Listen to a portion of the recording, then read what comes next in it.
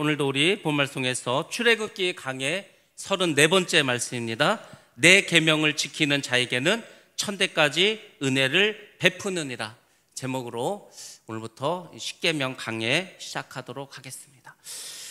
우리가 계속해서 이제 출애굽기를 강의하고 있습니다. 이제 20장까지 왔습니다. 여러분들 시간 되시면 우리 유튜브에 재생 목록에 가면 출애굽기 강의가 1번부터 쭉 나와 있습니다. 여러분들 우리가 작년에 출애굽기를 이제 시작했는데 다시 한번 들으면서 여러분들이 그 말씀을 잘 이해하시고 잘 따라오시기 바랍니다. 우리는 들은 것을 그날 한 80%를 잊어버리고 다음 날이 되면은 90%를 잃어버리고 3일째가 되면은 다 잊어버립니다. 그래서 여러분들이 다시 한번 말씀을 잘 들으시고 그리고 하나님의 은혜를 다시금 여러분들이 체험하시기 바랍니다. 우리가 이제 계속 하는 것처럼 이스라엘 백성이 출애굽을 하고 이제 50일이 지났습니다. 하나님께서 모세를 부르셔서 처음에 말씀하셨습니다. 내가 너희들을, 이스라엘 백성들을 이 시내산으로 이끌어내서 이곳에서 너희가 나에게 예배할 것이다. 1년 전에 하나님이 예언을 해주셨는데 정말 그 약속을 하나님께서 이루어 주셨습니다. 그래서 이제 출애굽을 하고 광야를 지나서 50일째에 이렇게 시내산에 모이게 되었습니다. 그런데 이스라엘에게는 부족한 것이 많이 있었습니다. 물론 먹을 것도 없고 마실 것도 없고 옷도 부족하고 여러 가지 많이 부족했습니다. 그런데 가장 부족한 것이 있었다면, 특별히 부족한 게 있었다면 그게 뭐냐면 여호와 하나님에 대한 믿음이 부족했다는 겁니다. 믿음이. 아니 지금 하나님을 믿고 따라 나왔다고 하는 이 이스라엘 백성들에게 하나님을 믿는 믿음이 부족했습니다. 살아계신 하나님을 믿지 못했습니다. 그래서 이들은 여전히 불평하고 불만이 많았습니다. 음란하고 죄악된 습성을 버리지 못했습니다.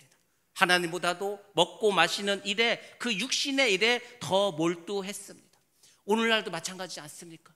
예수를 믿지 않는 사람은 두말할 것도 없고, 예수를 믿겠다고 이제 내가 교회를 다니겠다고 성도가 되겠다고 하는 우리 역시도 여전히 죄악된 습성을 버리지 못하고 육신의 일에만 몰두하는 사람들이 얼마나 많이 있는지 모릅니다. 우리는 하나님으로, 주님으로 우리 심령을 채워야 되는데 믿음을 갖지 못하고 믿음이 연약해서 하나님 대신 자꾸 다른 것으로 그렇게 세워가려고 합니다. 하나님은 이렇게 믿음이 연약하고 믿음이 부족한 그 이스라엘 백성을 데리고 거룩한 나라가 되게 하십니다. 그리고 그들로 하여금 제사장 나라가 될 수 있도록 그렇게 만들어 가시려고 그들을 출애굽시켰습니다.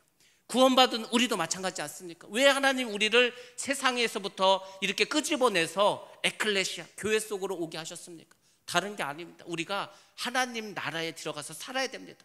근데 하나님 나라는 아무나 들어갈 수도 없고 하나님 나라의 생활은 이 땅의 삶과 다릅니다. 그래서 이 세상에서 우리를 충분히 연습시킵니다. 하늘나라 백성으로, 거룩한 나라의 백성으로, 제사장 나라로 살아갈 수 있는 그런 사람이 될 수 있도록 하나님께서 만들어 주시는 겁니다. 그래서 이 땅에서 충분히 하나님 나라 백성들께 살아가라고 그렇게 우리에게 말씀을 해 주시는 겁니다.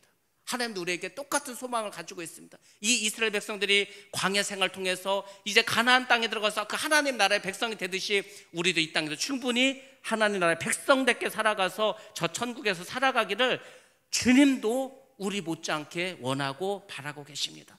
그래서 하나님께서 그 거룩한 나라 그리고 제사장 나라가 되기 위해서 이제 이스라엘 백성들에게 계명을 주는데 그것이 바로 십계명입니다. 그래서 우리가 십계명을 많이 듣고 또 십계명을 암송하고 하는데 문제는 오늘날 우리가 십계명을 지키고 있냐 이거죠. 그 미국이란 나라가 원래는 믿음으로 시작한 나라입니다. 우리가 어떻게 하면 하나님을 자유롭게 잘 믿을 수 있을까? 신앙의 자유를 찾아서 그들이 미국에 가서 이제 교회를 세우고 학교를 세웠습니다. 근데 그 미국이 어느 순간 학교에서 주기도문을 외우지 않습니다. 십계명을 외우지 않습니다. 특별히 1계명에서 4계명은 빼버립니다. 하나님을 사랑하고 하나님을 믿고 하나님만 의지하는 이 모든 것에 대해서 우리의 생각을 다 세상적인 것으로 바꿔버렸습니다. 우리도 여전히 마찬가지입니다. 내가 예수를 믿는데 십계명 굳이 지켜야 할 필요가 있는가? 그리고 오늘날 누가 십계명을 지키겠어? 이렇게 우리가 안이하게 생각합니다. 그렇지만 십계명 우리가 그렇게 가볍게 볼 것이 아닙니다. 십계명은 성경 전체 모든 계명을 요약한 겁니다. 요약해서 너희들이 지켜야 될 게 많지만 최소한 이 10가지는 지키고 살아가라고 그렇게 말해준 거 아닙니까? 예수님께서는 이 십계명을 더 축소시키고 요약시켜서 우리에게 말씀하십니다. 가장 크고 가장 첫째 되는 계명이 무엇인가? 그렇게 질문을 받았을 때 예수님께서 대답했습니다. 하나님을 사랑하고 그리고 이웃을 내 몸과 같이 사랑하라. 그것이 이제 십계명을 지키는 것과 같은 것이라고 그렇게 주님께서 말씀해 주셨습니다. 하나님은 이 십계명을 지키는 자들에게 천대까지 은혜를 주시겠다고 합니다. 어떤 사람들은 이 계명이지 않습니까? 그래서 무엇을 해라, 무엇을 하지 말라. 그래서 뭔가 내가 지금 억압당한다고 생각합니다. 이것이 어떻게 보면 우리에게 굴레를 씌우는 거라고 그렇게 생각합니다. 근데 여러분들 십계명을 잘 곰곰이 따져보시기 바랍니다. 우리가 그렇게 지키기가 어려운 게 아닙니다. 우리가 지키기 너무 부담스러운 것도 아닙니다. 사실 십계명을 잘 지키면 그 안에 하나님의 은혜가 있습니다. 그래서 이것을 우리가 은혜의 계명이라고 합니다. 우리를 막 벌 주기 위해서, 우리를 막 힘들게 하기 위해서 그런 게 아니고 우리에게 은혜를 주시기 위해서 그래서 주신 것이 십계명입니다. 근데 하나님은 아십니다. 우리가 십계명을 잘 지키지 못할 걸 알아. 또 이스라엘 백성도 역시 십계명을 지킬 만한 믿음이 없으심을 압니다. 그래서 하나님께서 우리에게 또 하나 주신 게 뭡니까? 이 십계명을 지키지 못했을 때 그 대안으로 주신 것이 바로 제사 제도입니다. 제사 제도. 그러니까 하나님은 어찌 하든지 우리가 십계명을 잘 지키길 원하고, 혹시 우리가 죄를 지면은 이 제사를 통해서 그 죄를 사해서 어찌 하든지 우리가 거룩한 백성으로, 하나님 나라의 백성으로 살아가기를 원하고 계십니다. 그 하나님의 사랑을 우리가 하나님이 아니니까 모르죠. 그렇지만 여러분들이 믿음이 생기고 하나님의 은혜를 체험하고 하나님의 그 사랑을 경험하신다면, 아, 하나님께서는 나를 이렇게 사랑하셨구나, 날 정말 놀랍도록 이 정도로 사랑하셨고, 나는 하나님 나를 사랑한다 했을 때 한 100 정도로 사랑한 줄 알았는데 내가 하나님의 은혜를 경험하고 체험해 보니까 이 100 정도가 아니구나, 1000도 아니고 10,000도 아니고 무한대와 같은 사랑으로 나를 사랑하셨구나. 이것을 여러분들이 깨닫게 될 것입니다. 하나님은 이 새 언약을 통해서, 십계명이라는 이 언약을 통해서 우리에게 그 십계명을 지킬 수 있도록 십계명을 주셨을 뿐만 아니라 또 그 십계명을 지킬 수 있는 힘도 우리에게 주셨습니다. 그러니까 여러분들이 오늘날에도 최선을 다해서 십계명을 지키시기 바랍니다. 하나님을 사랑하시고 이웃을 사랑하시는 그 삶을 살아가시기 바랍니다. 그럴 때 하나님께서 천대까지 우리에게 복을 내려 주실 줄로 믿습니다. 우리가 복을 원하지 않습니까? 복을 원하고 축복받기 원하시면 하나님의 말씀에 순종하시고 하나님의 계명을 잘 지키시면 됩니다. 자, 이 십계명을 통해서 우리가 기억할 것이 있습니다. 그것은 뭐냐면 십계명은 구원받은 사람들이 지키는 거라는 겁니다. 거꾸로 말하면 십계명을 지켜서 구원받는 것이 아니라는 겁니다. 많은 사람들이 십계명을 지키면 구원을 받는다고 오해를 합니다. 그게 아니고 우리가 예수 그리스도를 구주로 믿고 그 예수님 나의 삶의 주인으로 삼고자 하는 그 사람이 지켜야 할 것이 십계명이라는 겁니다. 아니, 하나님께서 출애굽을 시키고 그들을 애굽에서 구원하신 후에 십계명을 주시지 않았습니까? 만약에 하나님께서 이스라엘 백성들에게 출애굽도 하기 전에 내가 너희들 10개의 계명을 주겠다, 이 계명을 지키는 사람만 내가 출애굽시키겠다, 이게 아니라는 겁니다. 하나님은 일단 모든 사람을 구원해 주셨습니다. 그리고 너희가 구원을 받았으니까 구원받은 하나님의 백성으로서 십계명을 지키라는 것입니다. 그래서 하나님의 자녀답게 살아가라는 겁니다. 구원받은 우리도 마찬가지입니다. 여러분들은 하나님의 자녀로서의 정체성을 가지고 살아갑니까? 여러분의 아버지가 만약에 뭐 국회의원이야, 아니면 장관이야, 아니면 무슨 뭐 대통령이야, 그럼 여러분들 마음대로 살 것 같습니까? 그 언론이 막 사진을 찍고 얼마나 그 소문들이 많이 나는데 여러분의 말 한마디, 여러분의 행동 하나가 잘못하면 기사로 뜰 수도 있는데 얼마나 조심스럽게 살아가겠습니까? 하물며 여러분은 하나님의 자녀인데 여러분들 하나님의 이름이 정말 욕먹지 않도록 살고 있습니까?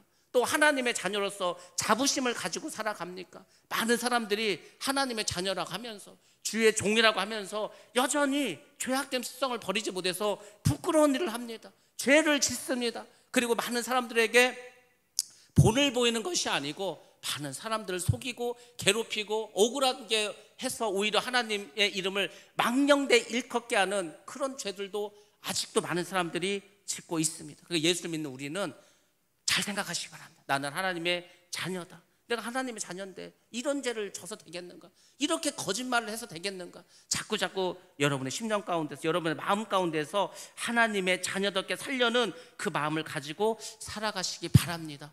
그것이 하나님을 사랑하는 거고, 그런 사람을 하나님이 복되게 해주십니다. 10계명 우리가 잘 아는 것처럼 1계명에서 4계명까지는 사람이 하나님을 사랑하는 방법에 대해서 말씀해 주고 있습니다. 오늘 우리가 읽은 출애굽기 20장 1절부터 11절까지의 말씀입니다. 그리고 5계명부터 10계명은 하나님을 사랑하는 그 사람들이 하나님을 사랑하는 그 마음으로 다른 사람에게 어떻게 해야 되는가, 이것에 대해서 쭉 설명해 주고 있습니다. 그게 뭐냐면, 우리가 이웃을 사랑한다고 할 때 이웃을 여러분은 무엇으로 사랑합니까? 여러분의 힘으로? 여러분의 의지로 그렇게 사랑하십니까? 그게 아니라는 거예요. 너희 이웃을 사랑해야 되는데, 그 이웃을 어떻게 사랑해야 되냐면, 너희가 1계명부터 4계명까지 하나님을 사랑한다고 하지 않았냐? 그 하나님을 사랑하는 마음으로 이웃을 사랑하라는 겁니다. 그래서 10계명은 1계명부터 10계명 모두가 결국은 하나님을 사랑해야만 우리가 지킬 수 있는 계명입니다. 그러니까 너희가 하나님을 사랑하라는 거예요. 그 하나님을 사랑하는 마음으로 이웃을 사랑하라. 그것이 10계명의 정신입니다. 자, 그러면은 우리가 뭐 하나님을 사랑하는 것은 하나님을 사랑하고 예배하고 경배하면 되는데, 도대체 이웃을 사랑하는 건 뭘까? 또 이웃을 사랑하는 거에 있어서 가장 큰 것은 뭘까? 내가 내 주변에 있는 사람을 사랑하는데 무엇을 해야지 그들을 가장 사랑할 수 있을까? 그것은 딱 하나로 귀결됩니다. 바로 영원 구원이라는 겁니다. 우리가 이웃을 사랑한다 하면서 먹을 것도 갖다 주고 돈도 꺼주고 힘들면 같이 일도 해주고 도와주고 막 이렇게 합니다. 그것도 물론 사랑이죠. 근데 그것은 절에 다니는 사람도 합니다. 점을 치고 무당을 섬긴 사람도 그건 할 수 있습니다. 근데 하나님께서 우리에게 원하는 진정한 사랑은, 네가 정말 네 이웃을 사랑하냐, 네 가족을, 네 주변에 있는 이웃을, 너의 친척을 사랑하냐, 그러면은 복음을 전하라는 거예요. 그렇지 않습니까? 여러분들 상식적으로 생각해 보시기 바랍니다. 우리가 천국이 있고 지옥이 있는 것을 압니다. 천국에 우리가 가려고 노력해야 됩니다. 그래서 우리가 예수를 믿어야 됩니다. 근데 내 주변에 있는 이웃이 아무도 예수를 믿지 않아.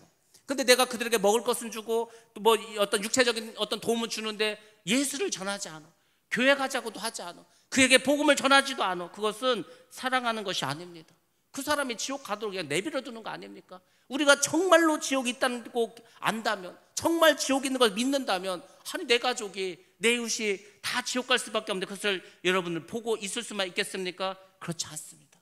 우리가 하나님의 사랑을 깨달았다면, 그리고 정말로 예수를 믿음으로 그 안에 기쁨과 평안과 그리고 만족을 내가 얻었다면, 이것을 여러분의 이웃에게도 전하시기 바랍니다. 그것이 가장 큰 사랑의, 이웃사랑의 행위인 줄로 믿습니다. 제가 오늘 새벽 예배 때 말씀드린 것처럼 제가 여러분에게 한 분을 이렇게 좀 소개해 드리려고 합니다. 어제 우리 교회에 이렇게 손님이 오셨습니다. 그분이 우리가 이제 미얀마에 이렇게 그 우물을 이렇게 만들어주지 않았습니까? 이제 이분이 그거 이제 이야기를 듣고서 자기도 좀 우물을 하나 하고 싶다는 거. 그래서 이제 그분이 이렇게 헌금을 하셨는데, 그래서 제가 그러면은 뭐 식사 대접도 하고 또 우리 교회 모시고 와서 이제 구경도 시켜드리고, 또 우리가 11월 달에 미얀마를 가니까 우리가 11월에 미얀마 가기 전에 그 전에 이제 우물을 잘 만들어서 우리가 미얀마 가게 되면은 거기서 뭐 사진도 찍고 이렇게 하겠다고. 그래서 이제 그분하고 이야기를 했는데, 이분 누구냐면 제가 대전에 있을 때 저희 교회 그 권사님이십니다. 남편 되신 분은 장로님이시고, 그분들이 40대 장로가 되셨다고 합니다. 그리고 한 거의 50년 전에 대전으로 이사를 오시고, 그래서 이제 제일 먼저 교회를 정하고 그때부터 신앙생활을 잘 하셨습니다. 근데 그 권사님이 그 대전에 오기 전에, 그 전에 있었던 도시에 있었던 그 교회를 말씀하시면서 저에게 간증을 하나 이렇게 해주셨는데, 제가 그 간증을 가만히 들어보면서 많은 생각을 했습니다. 제가 여러분들에게 늘 드리는 말씀이 그러지 않습니까? 오늘날들의 목사들, 오늘날의 주의 종들은 그 예전의 주의 종들에 비해서 너무 믿음이 없습니다. 저도 솔직히 부끄럽습니다. 예전에 목사님들은 정말 그렇게 주를 위해서 고난도 당하시고 목숨까지도 바치시고 헌신하셨는데, 나는 그렇게 하는가? 제가 뭐 명함도 못 내릴 만큼 부끄럽습니다. 근데 우리 성도들도 마찬가지입니다. 지금 우리 성도들이 믿음이 너무 없습니다. 제가 말하지 않았습니까? 식당에서 밥할 사람이 없어. 교회는 1000명이 넘는데. 그래서 교회에서 밥을 못 먹습니다. 예전에는 1000명이 아니라 2000명이라도 다 교회에서 밥 먹고 다녔습니다. 밥을 안 줘. 왜 안 줘? 누가 밥을 할 사람이 없다는 거예요. 그 설거지 할 사람도 없다는 거예요. 그래서 제가 그랬습니다. 그분이 저희는 될 수만 있으면, 할 수만 있으면 하여튼 세상이 끝날 때까지 우리 교회에서 주일날 꼭 밥을 먹을 거라고. 여러분들, 이 밥을 먹는다는 게 그냥 단순히 밥을 먹는 게 아닙니다. 밥을 먹으면서 성도 간의 교제를 나누는 겁니다. 코이노니아를 나누는 겁니다. 초대교인들이 그 낮에 가서 일을 하고 다 노예고 종이지 않았습니까? 저녁에 모여서 같이 떡을 나눴습니다. 그것이 애찬식이지 않습니까? 그러니까 우리가 매일 할 수 없으니까 최소한 주일만큼은 하자는 거예요. 그리고 밥하고 설거지하는 게 뭡니까? 봉사입니다. 이 우리가 주를 위해서 봉사할 게 뭐 있습니까? 솔직히 요즘 여러분들 뭐 주를 위해서 뭘 봉사하십니까? 그냥 교회 와서 한 달에 한 번 정도 식사 준비하고 청소하고 뭐 이거밖에 더 있습니까? 예전에는 훨씬 더 많은 봉사를 했습니다. 근데 요즘 성도들이 봉사를 하려고 하지 않아. 그래가지고 자꾸 믿음이 떨어집니다. 우리가 하나님께 봉사하지 않고 그 다음에 친교하지 않고 모이지 않고 그럼 믿음이 좋아진지 아십니까? 믿음이 점점 떨어집니다. 그러면서 결국은 교회까지 이제 나오지 않고 하나님에게서도 멀어집니다. 그게 마귀가 하는 그 작전입니다. 근데 많은 성도들이, 교회들이 거기에 넘어갑니다. 이분이 대전에 오시기 전에 강원도 정선에서 살았다고 합니다. 뭐 지금도 그렇지만은 이 정선이 얼마나 멉니까? 제가 월요일 날 삼척에 갔다 오지 않았습니까? 그 목사님들 모임이 있어서. 근데 제가 8시에 나갔는데 1시 반에 도착했습니다. 그 고속도로가 영동선이 항상 막히는데 그 문막이라고 이제 대관령을 넘어가는 거기서부터 이제 뭐 공사를 해서 차를 막아놨는데 뭐 하염없이 그냥 뭐 지체됐습니다. 가서 예배드리고 밥 먹고 또 정신없이 왔는데 뭐 금사로 오니까 밤 11시가 넘었습니다. 그렇게 멀어. 그러니까 그 당시 정선은 뭐 1950년대 60년대니까 완전히 산속이지 않습니까? 왜냐면은 그 장로님이 원래 고향이 북한이셨다는 거예요. 근데 그 장로님의 아버지가 공산주의가 있으니까 남한으로 내려왔어.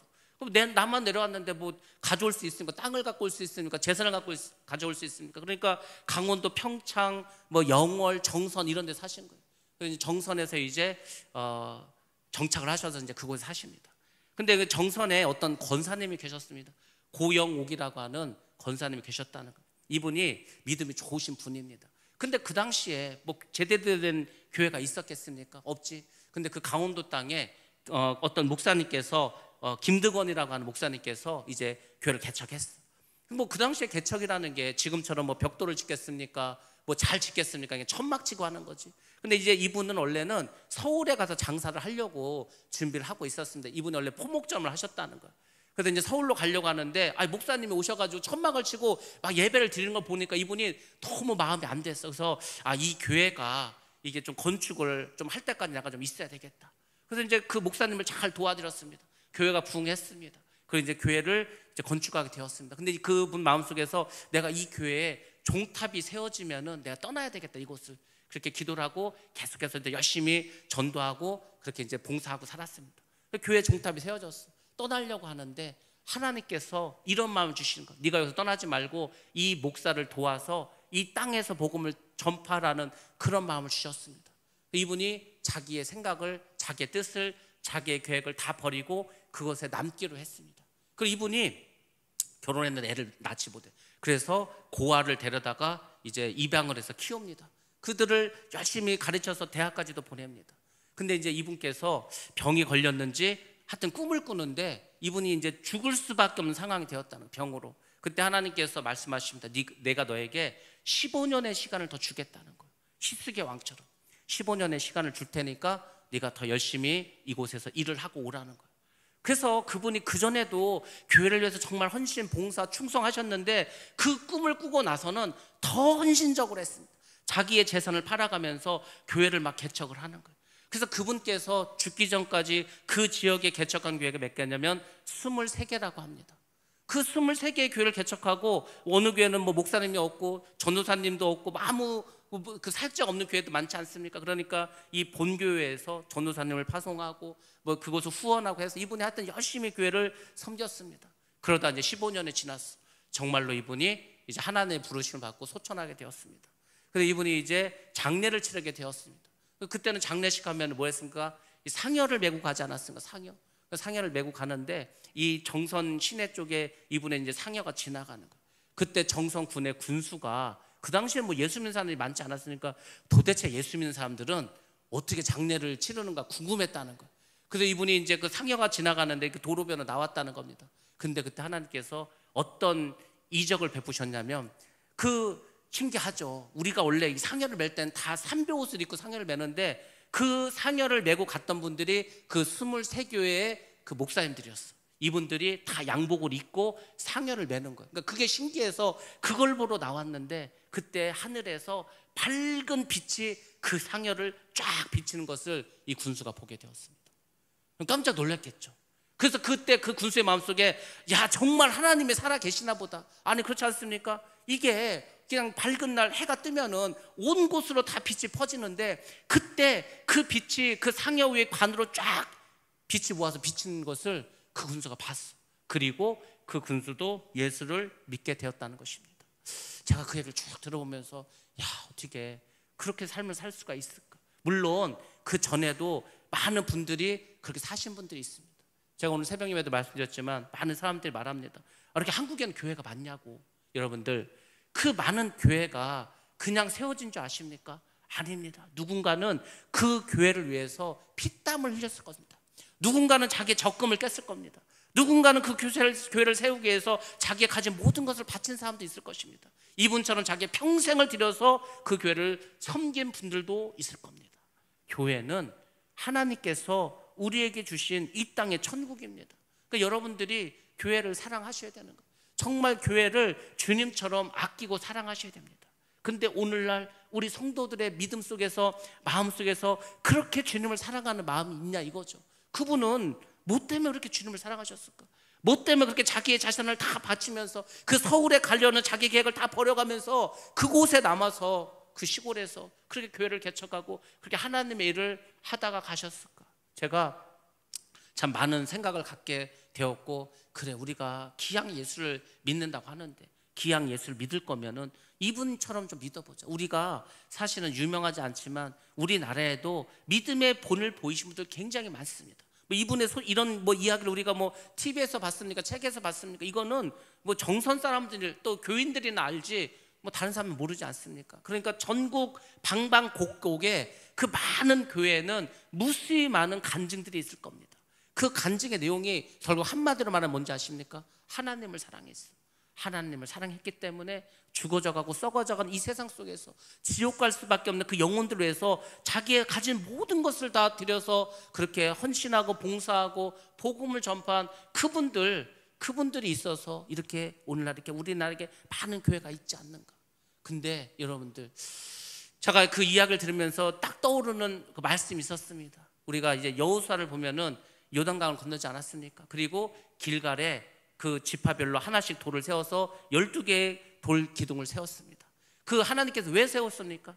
왜 세우라고 했습니까? 너희의 자녀들이 저 돌을 보고 저 돌을 왜 저기 이렇게 세워놨냐고 했을 때, 하나님께서 우리를 광야에서 40년 동안 먹이시고 입히시고 이 요단강을 건너서 그래서 우리가 이 가나안을 차지하겠다는 그 하나님이 살아계시고 역사하시고 일하심을 기념하라고 세운 그 기념들이지 않습니까? 근데 오늘날에 교회마다 그런 기념비적인 어떤 사건이 있습니까? 기념비라고 세울 돌이 있습니까? 없습니다. 가면 갈수록. 그게 제가 안타까운 거예요. 그게 마음이 아픕니다. 그래서 우리가 기왕 예수를 믿는다면 제대로 좀 믿어보자. 우리가 십계명, 아니 십계명도 지키지 못하면서 우리가 무슨 하나님을 사랑하고 이웃을 사랑한다고 말할 수 있을까? 오늘 그래서 우리는 이 십계명을 다시 한번 쭉 여러분들이 말씀을 들으면서 우리가 지금 놓치고 있는 게 뭔가를 다시 한번 생각하시고 여러분들 정말 하나님을 사랑하시고 이웃을 사랑하시기 바랍니다. 그것이 가장 크고 가장 하나님 기뻐하시는 계명인 줄로 믿습니다. 예, 제 1계명은 너는 나 외에는 다른 신들을 내게 있게 말지니라는 것입니다. 자, 우리 신명기 말씀 보겠습니다. 신명기 5장 1절부터 7절 말씀 같이 보겠습니다. 시작. 모세가 온 이스라엘을 불러 그들에게 이르되 이스라엘아, 오늘 내가 너희의 귀에 말하는 규례와 법도를 듣고 그것을 배우며 지켜 행하라. 우리 하나님 여호와께서 호렙산에서 우리와 언약을 세우셨나니 이 언약은 여호와께서 우리 조상들과 세우신 것이 아니요 오늘 여기 살아있는 우리 곧 우리와 세우신 것이라. 여호와께서 산 위 불 가운데에서 너희와 대면하여 말씀하시매 그때 너희가 불을 두려워하여 산에 오르지 못하므로 내가 여호와와 너희 중간에 서서 여호와의 말씀을 너희에게 전하였노라. 여호와께서 이르시되 나는 너를 애굽 땅 종 되었던 집에서 인도하여 낸 내 하나님 여호와라. 나 외에는 다른 신들을 내게 두지 말지니라. 아멘. 하나님은 하나님 외에 다른 신을 하나님 앞에 두지 말라고 하셨습니다. 이게 뭐냐면 이런 겁니다. 두 사랑하는 남녀가 결혼을 했습니다. 결혼을 했는데 그 부부 사이에 다른 남녀가 있다. 말이 되지 않지 않습니까? 우리가 하나님을 사랑했다, 우리가 하나님을 섬긴다는 것은 하나님과 우리 사이에 그 어떤 것도 있어서는 안 된다는 겁니다. 오직 부부만 온전히 있어야 하는 것처럼 우리와 하나님 사이에서도 그 어떤 것도 있어서는 안 됩니다. 꿈에서라도 다른 사람과 함께 있으면 안 됩니다. 오직 남편과 아내만 생각하고 한 몸을 이뤄야 합니다. 그래야 부부로서 이제 온전히 관계가 깊어지는 겁니다. 하나님의 사랑의 관계도 마찬가지입니다. 우리가 하나님과 관계를 맺어, 언약을 맺어, 영적으로는 부부의 관계를 맺는 것입니다. 그러니까 하나님과 우리 사이에 그 어떤 것도 있어서는 안 됩니다. 다른 신을 놨다, 다른 우상을 놨다, 그러면은 하나님과 나 사이가 멀어지게 되는 겁니다. 그 우상으로 인해서 우리와 하나님 사이가 갈라지게 되는 겁니다. 애굽 사람들은 태양신을 섬겼습니다. 가나안 사람들은 농경의 신 바알신을 섬겼고, 그 다음에 다산의 신 아스다롯을 섬겼습니다. 그러니까 하나님과 그 이스라엘 백성들 사이에 자꾸 다른 신이 끼어들었습니다. 우상 숭배의 죄를 범하지 않았습니까? 그것이 이스라엘만 그랬는가? 절대 그렇지 않습니다. 오늘을 살아가는 우리도 마찬가지입니다. 하나님과 우리 사이에 만몬신이 들어갑니다. 이 만몬이 뭡니까? 돈이지 않습니까? 돈. 이 돈 때문에 내가 하나님을 잘 섬기지 못해. 돈 때문에 내가 예배드리지 못해. 돈 때문에 내가 죄를 짓게 돼. 그러면 그 돈이 우상이 되는 것입니다. 바카스 신이 있습니다. 바카스가 무슨 신입니까? 술의 신이지 않을까? 술 때문에, 담배 때문에, 내 쾌락 때문에, 내가 하고 싶은 것 때문에 내가 그래서 하나님을 믿고 싶어도 잘 못 믿겠어. 그런 사람들 많이 있습니다. 현대를 3S의 시대라고 합니다. 스포츠에 빠지고, 성에 빠지고, 스크린에 빠지고, 오늘날에는 하나 더 들어가서 셀프가 들어갑니다. 자기 자신이 들어가는 거예요. 자기 자신이 신이야. 오늘날의 교육의 이념이 뭐라 그랬습니까? 네 마음대로, 네가 하고 싶은 대로 네가 주도적으로 살아가라는 거예요. 어린아이가 태어나서 배운 것도 없는데 뭘 주도적으로 살아갑니까? 배워야지. 말씀을 배워야지. 하나님이 두렵고 하나님이 경외로운 걸 배워야지. 어른을 공경하는 걸 배워야지. 배우지도 않고 다 네가 마음대로 하라는 거예요. 그래서 아이들이 다 자기의 생각대로, 자기의 소견에 오른 대로 사사시대기처럼 그렇게 살아가는 세상이 되었습니다. 엉망이 되지 않았습니까? 학교도 엉망이 되고, 가정도 엉망이 되고, 교회도 엉망이 돼가고. 왜 그렇습니까? 다 자기가 인생의 주인이 되기 때문에 그렇게 되는 겁니다. 아까 말씀드린 것처럼 성도가 교회 나와서 봉사하고 헌신하고 그것이 아니고 고객이 돼버렸습니다. 고객이. 그래서 편안하게 그냥 대접만 받다가 섬김만 받다가, 그리고 이제 아니면 또 다른 교회로 옮겨버리고, 그거는 믿음이 아닙니다. 신앙도 아닙니다. 하나님 그걸 모르시겠습니까? 그 사람이 했던 것을. 그 사람이 하나님 심판대 앞에 가서 뭐라고 말하겠습니까? 하나님께서 묻습니다. 너는 하루에 성경을 얼마나 읽었냐? 기도를 얼마나 했냐? 몇 명이나 구원했냐? 한마디나 할 수 있겠습니까? 하나님은 그 우리에게 말씀을 주시지 않았습니까? 그게 다 뭐라 겠습니까? 계약입니다. 계약, 언약인 거예요. 그러니까 하나님의 계약은 다른 게 아니에요. 네가 내 말을 잘 듣고 순종하면 내가 너에게 이런 복을 주겠다는 거예요. 순종하지 않으면 저주받는다. 그게 하나님과 우리의 계약이지 않습니까? 혼인할 때 우리가 혼인 서약을 하지 않습니까? 다 언약을 맺고 그리고 계약을 맺은 겁니다. 그리고 하나님은 그 계약대로 우리에게 행하십니다. 예수 그리스도를 유일한 너의 구세주로 믿고 그분이 부활하심을 믿고 우리도 부활할 수 있다는 것을 믿은 거, 그 사람 구원해 주겠다고 하나님 하지 않았습니까? 그걸 의인으로 봐주겠다는 거 아닙니까? 그러니까 그 믿음이 있으면 구원을 받는 거고, 그리고 정말 우리가 하나님을 위해서, 주님의 나라를 위해서 주의 교회를 헌신하고 봉사했다면 천국에 가서 면류관을 받았지 않겠습니까? 다 하나님이 언약하시고 약속하시고 그렇게 계획하셨습니다. 그러면 그대로 되는 겁니다. 하나님은 딱 한 번 말씀하시면 그대로 그냥 하십니다. 그러니까 우리가 하나님 앞에서 변명할 게 없습니다. 하나님 딱 말씀대로만 심판하십니다. 그래서 우리가 항상 기억하시기 바랍니다. 우리가 하나님께서 우리만을 사랑했듯이 우리도 하나님만을 사랑하기를 원한다는 것을 꼭 기억하시기 바랍니다. 하나님은 뭐 다른 거를 사랑하는 게 아니고 우리를 사랑합니다. 너 있잖아. 그게 뭐 이렇게 많이 하려고 안 해도 돼. 너 이렇게 뭘 대단한 거 하려고 노력하지 않아도 돼. 그냥 나는 너만 있으면 돼. 항상 하나님 우리에게 그렇게 말씀하십니다. 너만 있으면 돼. 그럼 여러분은 하나님만, 주님만 있으면 됩니까? 정말 하나님 우리를 생각하고 우리를 사랑하듯이 여러분들 정말 하나님 그분만 있으면, 주님만 있으면 여러분 만족하십니까? 그러니까 주님이 우리를 사랑하는 것과 우리가 주님을 사랑하는 것이 다르다는 겁니다. 그래서 하나님께서는 1계명에서 딱 우리에게 말씀을 주십니다. 하나님만 섬기라는 것.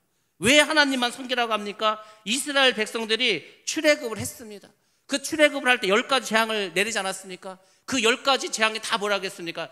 그 애굽 사람들이 섬기던 신이었습니다. 근데 그 애굽의 신들이 여호와 하나님에 의해서 전부 다 지금 깨지고 있는 거예요. 그래서 이제 이스라엘 사람들이 생각하지, 이스라엘의 그 하나님이 이 애굽의 신보다 훨씬 강하구나. 애굽의 신은 헛된 거구나, 가짜구나. 그것을 알게 되지 않습니까? 이 이스라엘 백성들이 이제 나중에 가나안 땅에 들어갑니다. 가나안 역시 많은 신을 섬기고 있습니다. 그들이 이스라엘 사람들이 가나안에 들어가서 가나안 백성들을 다 내쫓습니다. 그들이 섬겼던 신도 다 몰아냅니다. 그러면서 역시 깨닫는 게 뭡니까? 가나안에 있는 신도 헛것이구나. 오직 여호와 하나님만이 참 신이고 유일한 신이시구나. 이것을 깨닫게 되지 않습니까? 그렇습니다. 여호와 하나님은 창조주가 되십니다. 유일한 구원자가 되십니다. 그분은 우리를 구원해 주시기 위해서 이 땅에 오셨습니다. 우리에게 영생을 주시기 위해서 우리를 구원해 주셨습니다. 그러니까 우리가 섬길 분은 여호와 하나님밖에 없다는 것을 기억하셔야 됩니다. 세상의 신을 벗어버리고 여호와 하나님만 붙잡는 그 사람이 하나님의 사랑을 받고 그 사람이 구원의 반열에 이를 줄로 믿습니다. 여러분, 우리에게 가장 소중한 게 뭡니까? 여러분, 이 세상에서 여러분이 가장 소중한 게 무엇입니까? 돈입니까? 자식입니까? 성공입니까? 다 아닙니다. 우리에게 가장 중요한 것은 생명입니다. 생명. 아무리 돈이 많아도 그냥 죽습니다. 아무리 자식을 사랑해도 그 자식이 나를 살려주지도 못합니다. 과학과 의학이 발달해도 의사가 나를 살릴 수가 없습니다. 생명이 가장 중요합니다. 근데 생명에는 어떤 생명이 있습니까? 영생이라는 것이 있습니다. 천국과 지옥이 있다는 겁니다. 우리는 천국과 지옥이 있다는 것을 알고 있습니다. 영원한 생명의 길이 있다는 것을 알고 있습니다. 근데 그 길은 뭐밖에 없다고 우리가 알고 있습니까? 바로 예수 그리스도밖에 없다고 우리가 알고 있습니다. 그래서 우리가 예수를 믿는 거 아닙니까? 그분의 길을 가야, 그분이 가신 길을 따라가야 그곳에서 주를 만나고 영생을 얻고 영생의 기쁨을 누릴 수가 있습니다. 많은 성도들이 예수를 믿는다고 하는 사람들이 영생의 기쁨을 모릅니다. 만약에 이 세상에서 아주 좋은 약이 나와서 이 약만 먹으면 200살까지도 산다는 거, 그게 그 소식이 퍼지면은 얼마나 많은 사람이 막 환호성을 지르고 좋다고 막 하겠습니까? 근데 더 발전해서 500년을 살 수 있는 약이 나와. 그러면은 뭐 그냥 난리 나고 할렐루야 하지 않겠습니까? 1000년을 산다. 뭐 그러면은 사람들이 뭐 룰루랄라 진짜 해피하게 살지 않겠습니까? 영생은 1000년 만년이 아닙니다. 말 그대로 영원한 삶입니다. 근데 우리는 영생을 얻었다고 하면서도 그렇게 기쁘진 않습니다. 영생이 뭔지를 몰라. 아니, 예수를 믿으면 구원을 받고 구원을 받은 사람이 천국 가서 얻는 게 영생인데, 영원한 생명인데, 이터널 라이프인데 그거에 대해서 관심이 없어. 너무너무 좋은 걸 주셨는데 그거에 대해서 감사도 하지 않아. 여러분들 기도하시면서 하나님 나에게 영생을 주셔서 감사합니다, 이렇게 기도하신 분도 있습니까? 별로 많지 않습니다. 그거 참 신기하죠. 하나님 우리에게 영생을 주시고 가장 중요한 생명을 주시고 더군다나 영원히 살 수 있는 그 길까지 주셨는데 그것을 잘 못합니다. 영생이 거저 얻어진 줄 아십니까? 그렇지 않습니다. 자, 우리 한번 말씀 보겠습니다. 요한복음 17장 3절 말씀입니다. 자, 함께 보겠습니다. 영생은 곧 유일하신 참 하나님과 그가 보내신 자 예수 그리스도를 아는 것이니이다. 아멘. 아멘. 안다는 것은 단순히 노우가 아닙니다. 여기서 안다는 것은 그 헬라어로 야다입니다. 야다라는 것은 속속들이 모든 것을 다 안다는 거예요. 처녀가 남자를 안다, 그런 말 하지 않습니까? 그거 다 안다는 거예요. 그러니까 속도 없이 모든 것을 다 안다는 거예요. 우리가 하나님을 잘 알아야 됩니다. 예수님께서 늘 하나님을 소개할 때 뭐라고 말씀하신지 아십니까? 나를 보내신 분, 하나님입니다. 요한복음에 특히 그 표현이 많이 나와 있습니다. 그럼 하나님께서 예수를 왜 보내셨습니까? 하나님, 예수님은 하나님이 보내셨기 때문에 왔습니다. 그러니까 보내심을 받은 자죠. 왜 보내심을 받았습니까? 십자가에서 죽기 위해서. 예수님은 왜 죽어야 됩니까? 예수님이 죽는 이유는 딱 하나입니다. 우리에게 영원한 생명을 주기 위해서. 그분이 바로 예수님이라는 겁니다. 근데 그 복음이 우리의 삶 가운데 자꾸 약해집니다. 구원도 주시고 영생도 주시고 여호와 하나님밖에 없어. 그 여호와 하나님 우리가 사랑해야 되지 않겠습니까? 근데 그 여호와 하나님을 사랑하는 그 마음이 자꾸 줄어들어. 그래서 하나님은 십계명 제1번에다가 하나님만, 너는 나 외에는 다른 신들을 내게 있게 하지 말지니라 해서 오직 하나님만을 섬기도록 해주셨습니다. 하나님께서 1계명을 통해서 우리에게 주시는 메시지가 있습니다. 첫 번째는 이겁니다. 첫 번째는 과거 애굽에서 다른 세상 신에게 빼앗겼던 마음을 청산하라는 겁니다. 너희들 애굽에 살 때 그 많은 애굽의 신에게 너희의 마음을 다 빼앗기지 않았냐. 그러니까 그 모든 애굽의 신에게 빼앗겼던 마음을 청산하고 오직 나만 생각하라는 거야. 나만 사랑하라는 겁니다. 그게 제 10계명의 1번입니다. 여러분들, 다른 세상의 신이 뭡니까? 우상이지 않습니까? 우상입니다. 우리는 우상이라고 하면 이렇게 생각합니다. 불상을 생각하고 어떤 조각을 생각하고 그림을 생각하고 아니면 이제 무슨 오색 깃발을 묶어서 막 비나이다 뭐 비는 걸 생각하고 다 그렇게 생각합니다. 물론 그것이 다 우상입니다. 아이돌입니다. 근데 우상이라는 것은 우리가 조금 더 깊이 여러분들이 아셔야 됩니다. 우상은 첫 번째로 뭐냐면 하나님보다 더 사랑하는 건 전부 다 우상입니다. 하나님은 굉장히 이따가 말씀드린 질투의 하나님이고, 전에도 제가 말씀드렸지만은 이 사랑은 굉장히 독점적입니다.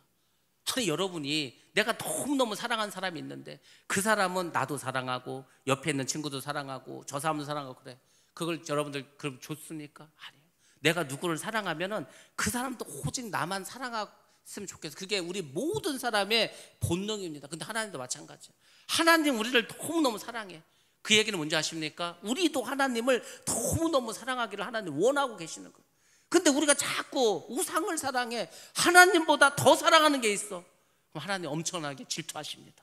그러니까 그 하나님보다 더 사랑하는 게 있다면은 그것을 여러분들이 빨리 청산하셔야 되는 겁니다. 우리가 죽음에 이르지 않습니까? 모든 사람은 이 육신의 죽음을 맞이합니다.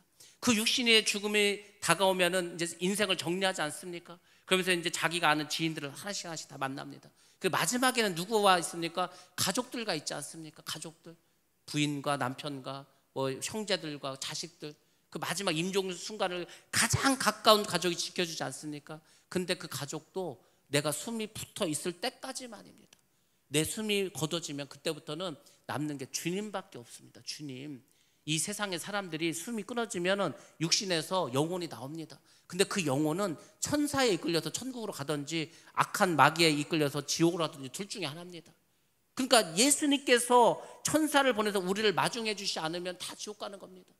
그 여러분 생각해 보시면 그렇게 소중한 주님인데 그 주님이 여러분이 이 세상을 살아간 동안에 그 주님과 친하지도 않고 교제하지도 않고 아무 대화도 나누지 않았다면 여러분들 천국 가서 주님을 만나면 무슨 말을 하실 겁니까?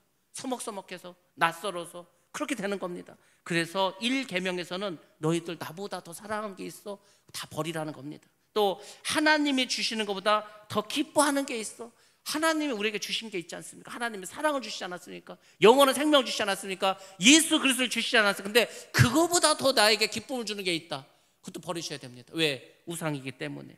내가 가장 많이 죄를 짓는 것이 있어. 누구에게나 다 약점이 있습니다. 어떤 사람은 돈에 약해, 어떤 사람은 이성에 약해, 어떤 사람은 권력에 약해. 그래서 그것 때문에 내가 자꾸 죄를 져. 그러면 그것도 버리셔야 됩니다. 하나님이 기뻐하지 않습니다. 내 마음을 채우고 있는 것. 여러분의 마음을 지금 무엇이 채우고 있습니까? 무엇이? 그게 우상입니다. 만약에 그것이 주님으로 채워져 있다면 할렐루야죠. 근데 주님이 아니고 하나님이 아니라면 그것이 이제 우상이 됩니다. 돈도 자녀도 성공도 인기도 다 우상이 될 수 있다는 겁니다. 그래서 그걸 다 버리라는 겁니다. 이스라엘은 노예 생활을 430년 했습니다. 430년 노예 생활을 청산하고 200만이나 되는 사람들이 출애굽을 하게 됩니다. 홍해를 건넜습니다. 광야 생활을 들어갔습니다. 목마랐습니다. 먹을 것이 없었습니다. 그리고 이제 그 모든 어려움을 겪어서 시내산까지 오게 되었습니다. 시내산까지 오면서 얼마나 많은 기적을 하나님 베풀어 줬습니까? 홍해를 갈라주시지 않았습니까? 마라의 쓴물을 단물로 바꿔주지 않았습니까? 리비딤에서도 얼마나 큰 역사가 있었습니까? 물이 반석에서 나오고 전쟁을 하는데 세상에 하나의 그 해가 다 서버리지 않았습니까? 엄청난 축복과 기적을 베풀어 주셨습니다. 근데 그럼에도 불구하고 역시 광야 생활은 이들에게 너무 힘들었습니다. 그래서 사람들 자꾸 이 애굽 땅을 생각하는 거. 내가 이럴 줄 알았으면 그냥 그 애굽에 있을 거 뭐하러 나와가지고 이곳 생활하는가. 또 이스라엘 백성들 마음속에서는 이런 생각도 있었습니다. 야, 우리가 이제 저 가나안 땅에 들어가야 되는데 거기에는 거인들이 산다고 하는데, 거기에는 힘센 사람들이 산다고 하는데, 우리는 뭐 지금 군인도 변변치 않고 우리가 그 사람들 과연 이길 수 있을까? 우리가 져버리면 우리는 다 죽어버릴 텐데 다시 애굽으로 갈 수도 없고. 그러니까 뭔가 지금 마음속에서 하나님을 믿는 믿음이 아니라 인간적인 생각과 두려움과 공포와 어떤 그 원망과 불평이 계속해서 일어나고 있습니다. 바로 믿음이 흔들리면 그렇게 된다는 겁니다. 예수님의 비유를 잘 보시기 바랍니다. 예수님이 믿음을 어디다 세우라고 했습니까? 반석 위에 세우라고 하지 않았어요? 반석. 많은 사람들이 모래 위에 자기 믿음을 세웁니다. 후딱 그냥 세워버려. 그리고 조금만 이제 일이 생기면 무너져 버립니다.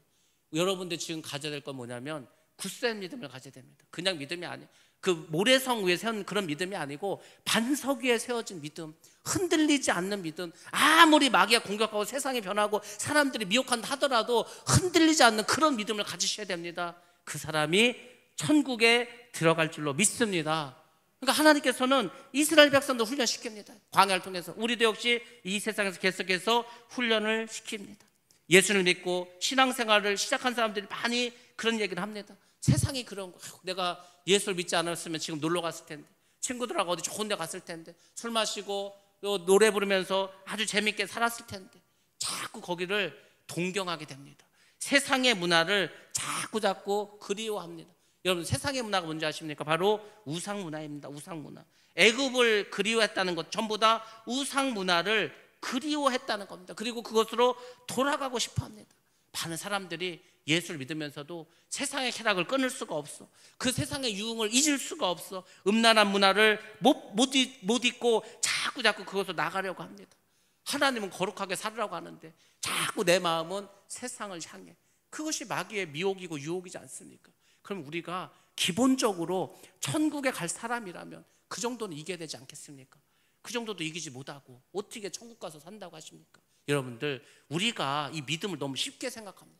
믿음을 너무 가볍게 생각합니다. 그렇지 않습니다. 이거는 내 영혼에, 내 인생뿐만 아니라 내가 천국 가고 지옥 가는 그 모든 영원한 시간을 다 좌지우지할 수 있는 게 믿음이지 않습니까? 그러니까 여러분들이 여러분의 믿음을 잘 기억하시고 내가 어떻게 살아가야 될 것인가를 달마다 말씀에 비춰보셔야 됩니다. 하나님께서는 이 말씀을 통해서, 십계명을 통해서 그 하나님의 아닌 그런 우상 다 버리라고 하십니다.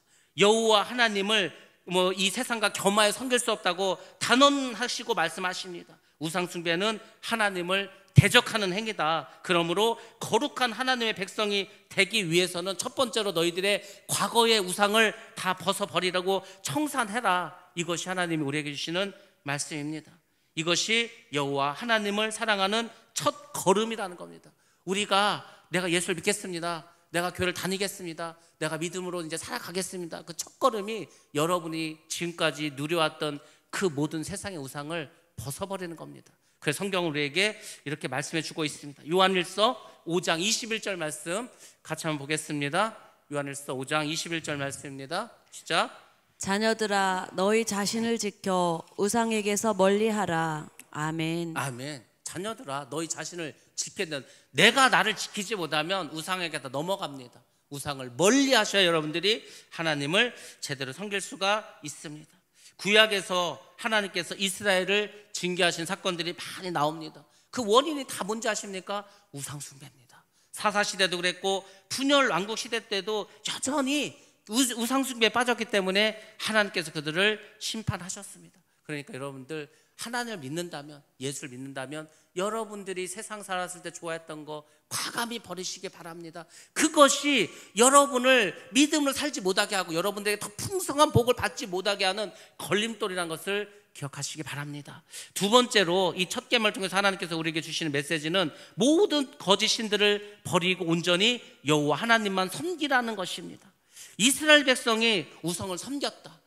우상을 섬겼다는 말이 뭡니까? 다른 종교의 신들을 받들어 섬겼다는 것을 의미합니다. 그럼 여러분들, 하나님이 아닌 다른 신들은 뭡니까? 뭐가 다른 신입니까? 다른 신은 다 귀신들입니다. 사탄, 마귀라는 것입니다. 이 세상에는 크게 두 가지 신이 있습니다. 첫 번째로는 참신이 있습니다. 참신. 참신이 누굽니까? 여호와 하나님입니다. 여호와 하나님. 그 여호와 하나님을 우리가 때로는 주 예수 그리스도라고 합니다. 성령 하나님이라고도 합니다. 아버지 하나님이라고도 합니다. 그분은 유일하신 하나님이십니다. 우리 주 여호와 삼위일체 되신 하나님, 천지를 창조하시고 우리 죄를 위해서 죽으시고 또 부활하시고 성령을 보내주셔서 우리가 하나님 말씀대로 살아갈 수 있도록 천국 백성이 될 수 있도록 힘주시고 능력 주시는 그 성령 하나님, 모든 분들은 참된 신입니다. 근데 가짜 신이 있습니다. 누굽니까? 사탄, 마귀, 그 졸개 귀신들입니다. 그들은 피조물입니다. 창조주가 아닙니다. 피조물입니다. 거짓 신입니다. 쉽게 말해서 기독교에서 말하는 하나님을 제한 모든 종교의 신들 다 가짜입니다. 뭐 이렇게 말하면은 엄청 욕을 먹을 수도 있겠지만 그 사실입니다. 우리가 믿는 하나님이 아는 모든 신은 전부 다 가짜입니다. 결국은 사탄, 마귀를 섬기는 것입니다. 마귀는 뭘 좋아하는지 아십니까? 마귀가 좋아하는 게 뭔지 아십니까? 자기가 하나님이라고 칭하기를 좋아합니다. 그러니까 자기가 하나님처럼 대접받기를 좋아합니다. 그 마귀가, 사탄이 어떻게 해서 사탄이 됐습니까? 자기도 좀 하나님처럼 경배를 받겠다는 거예요.